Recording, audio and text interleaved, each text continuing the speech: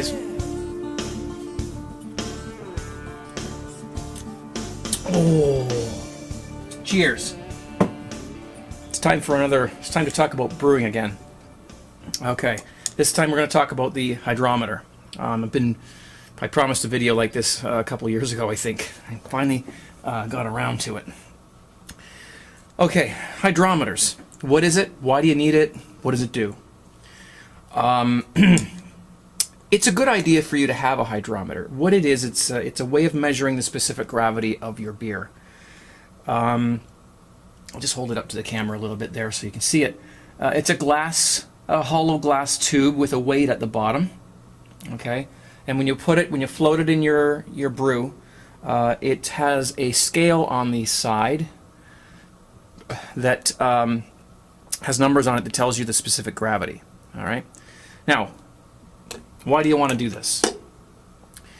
One thing it does for you is it tells you how much alcohol is going to be in your brew. Second thing it will do for you is it will let you know when your brew is finished fermenting and ready to either siphon to a secondary or bottle. You know, normally you could just watch your airlock, and when it slows down or stops, you know that it's ready to bottle. But there are times when you need to have a more accurate way of telling, when you need to, you know, have it at a certain specific gravity, so that you know when to rack it into a secondary carboy. Okay, so you need to have, if you're doing wine especially, you kind of need to have one of these. Beer, not so much, but it's still good to have it, because I've had people send me messages where their airlock's not doing anything. And they think it's fermenting. They look inside and there's lots of foam and bubbles inside, but they don't know what's going on. They don't know if it's fermenting or not. The first thing I tell them is, get a hydrometer. Wait the 6 or 7 days for it to ferment, and then do a hydrometer test. If the reading is appropriate for a brew that's been fermented fully, you know you can bottle. So it's a good tool to have, and it's a good thing to know how to use. It's not difficult to use by any means. It's almost like just using a thermometer. All right, and you don't have to know every single number on here and what it's for and what it does. How do you use a hydrometer? Well, what you do is you take a reading before you pitch your yeast. So when you got everything all mixed together, your wort is all done and ready to go, before you put your yeast in, you want to drop your hydrometer in and take a reading.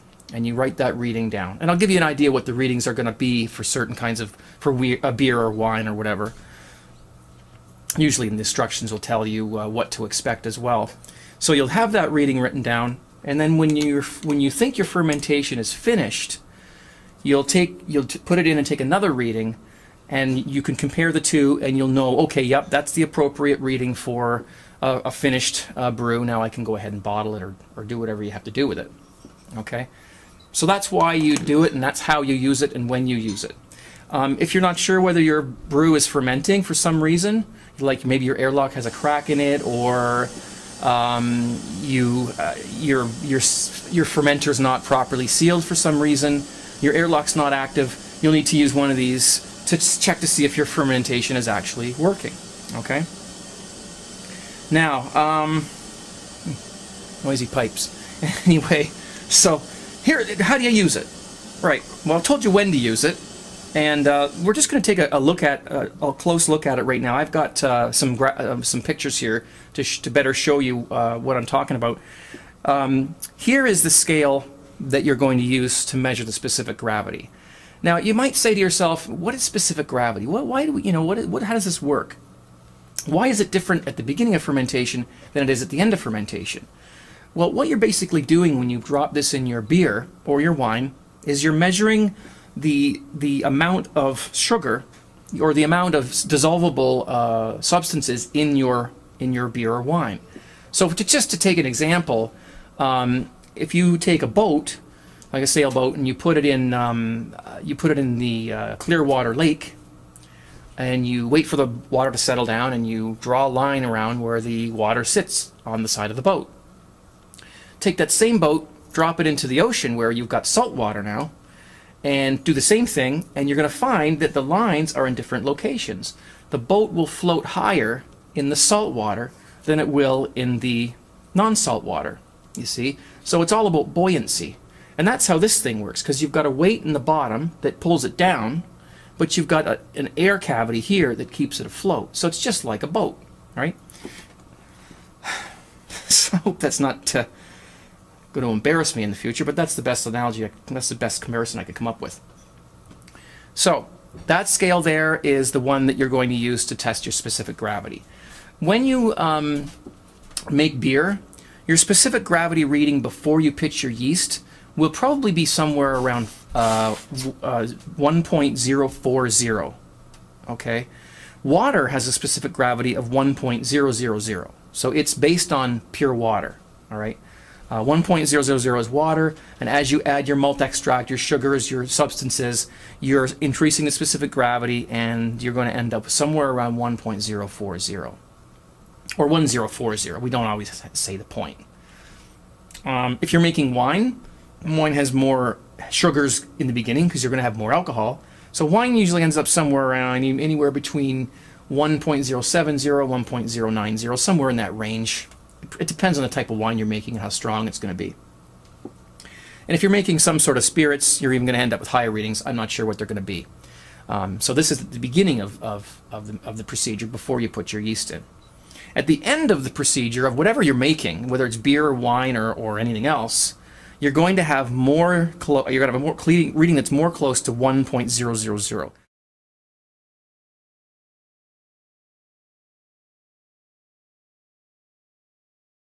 In fact, the more alcohol your beverage has in it, for instance, wine or even something stronger like liqueur or beer or spirits, then your reading might actually be below 1.000, and the hydrometer might actually drop down into and sink down. And I'll show you that in a little while, what I mean by that, because alcohol has a less tendency to create buoyancy than water does. So if you swam in a pool of alcohol, you'd probably drown because you wouldn't be able to keep yourself up. Now, let's see how you do it. All right, I've got some water here. I put some food coloring in it to try and simulate the color of beer. I know I'm a bit of a fuddy-duddy. All right, well, okay, the best way, now, there's two things you can do. You can drop this straight into your brew, and when you do that, you give it a little twirl so that it just lodges any bubbles that might be at the bottom here that might push it up and give you a false reading.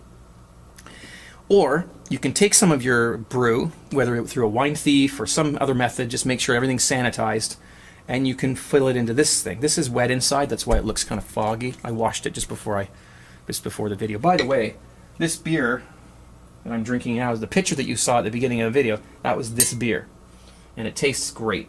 Cooper's Real Ale is what I'm drinking right now. Home Brew. Oh, it's so good. If you're going to do it in one of these, the best thing for you to do is put the hydrometer in first, and then pour in your beverage, because then you'll know how high to fill it. Because you say you fill it to here, then you drop this thing and it's going to overflow. You won't know how much to put in. So put this in first, and then pour in your beer. Let's see how close I got to the color of wort. That's kind of fluorescent, but anyway. So as soon as it starts to float, right there, you stop. Okay?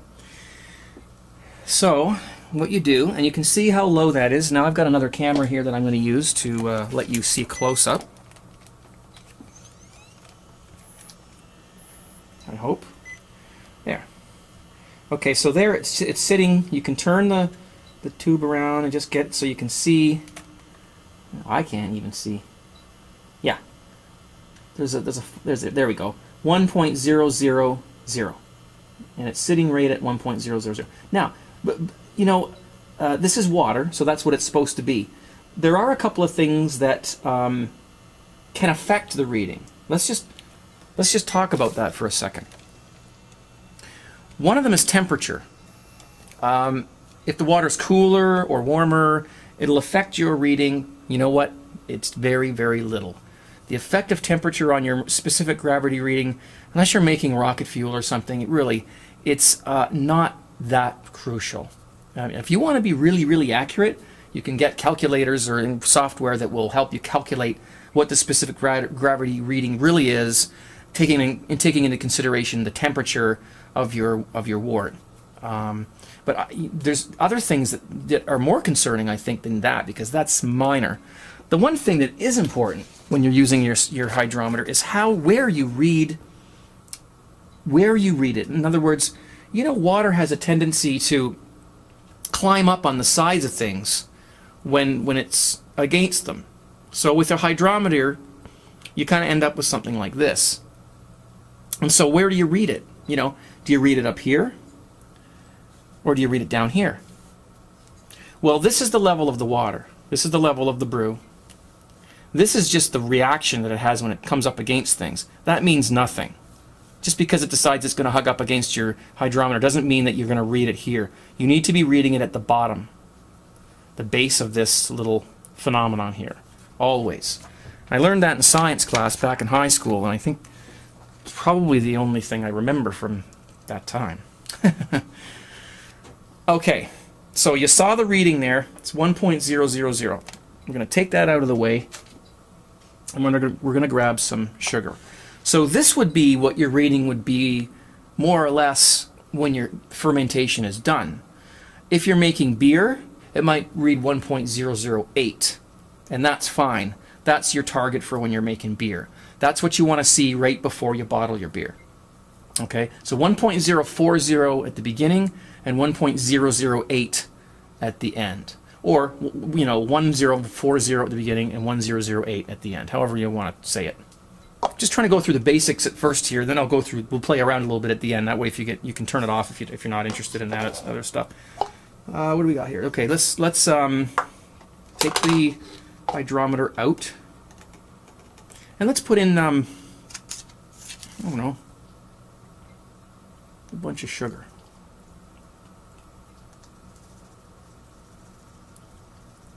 There's about a tablespoon there. Another tablespoon. Come on, you little brat. There. Okay, let's take that out of the way. Knowing me, I'll spill that all over the place. Just going to give it a little shake. To dissolve that.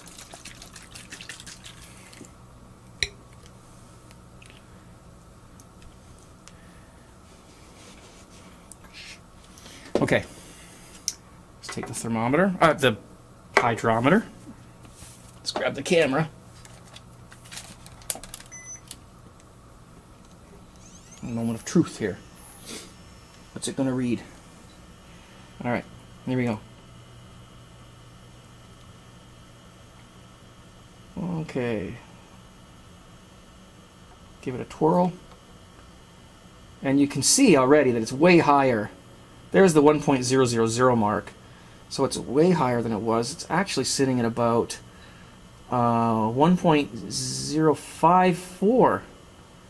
And you've got these little incremental spaces in between that are going to allow you to read it, you know, in between the increments of 10. So I'm going to try to turn it just around a little, just to coax it around so we can see. Yeah, you can see that I'm reading it at the base of that little crest thing that water likes to do when it's against stuff. So by adding the sugar to the solution, that's what we get. We get a more buoyant situation here. And the more sugar you add, the higher this thing's going to float up. Okay? And the more alcohol you're going to have. Because now, if we look again, I forgot to mention on the other side of the hydrometer, there's another scale. This is your alcohol content. And this is telling you how much alcohol you're going to have in your brew. Now, this only can be used before you put your yeast in. Okay? This is not going to work at the end when you're ready to bottle.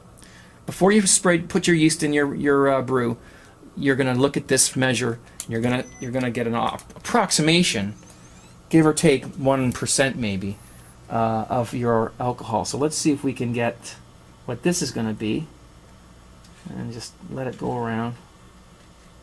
So this is going to have about 7% alcohol, and I say about because we got that little crest, but you know, approximately 7. This isn't a tried and true method of telling, because when you ferment it down to the top here, it might not end up exactly at 0, so there'll be a little bit of a loss there. but you're looking at about 7% alcohol in this particular solution.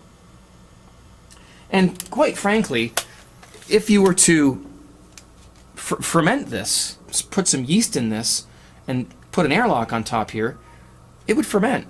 And you would get a 7% alcohol beverage that you could drink, although with the food coloring in it, I don't know if I would.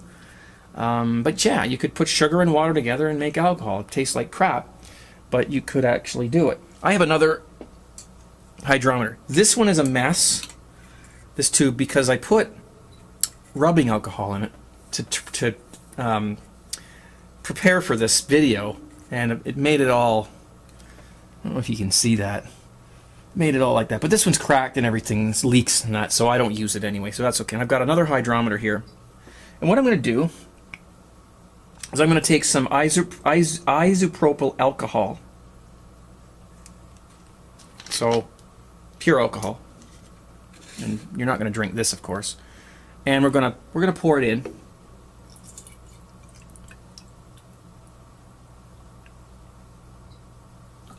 Hopefully there, about there is good. Let's see what kind of a reading we get here. All right, what's the specific gravity of alcohol, pure alcohol? You ready? See, right to the bottom. Because there's so much alcohol in here, it just sinks right down to the bottom. That's why when you make wine, the specific gravity reading when it's done fermenting is below 1.000. And because there's so much more alcohol in wine than there is in beer.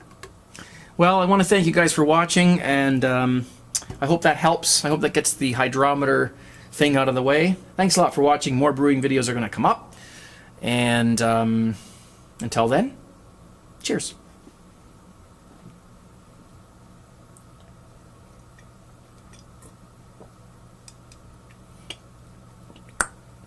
Oh.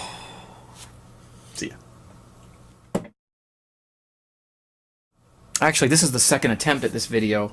I'd recorded it last night too, and I wasn't happy with it. But at the end of the video, I got up to turn the camera off, and something happened.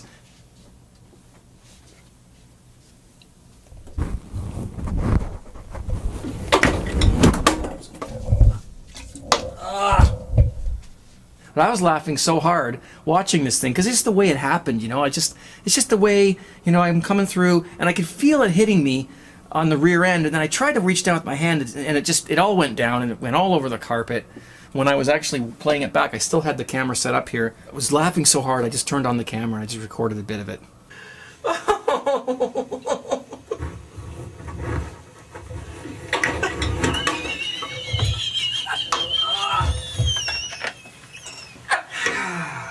That happened after it.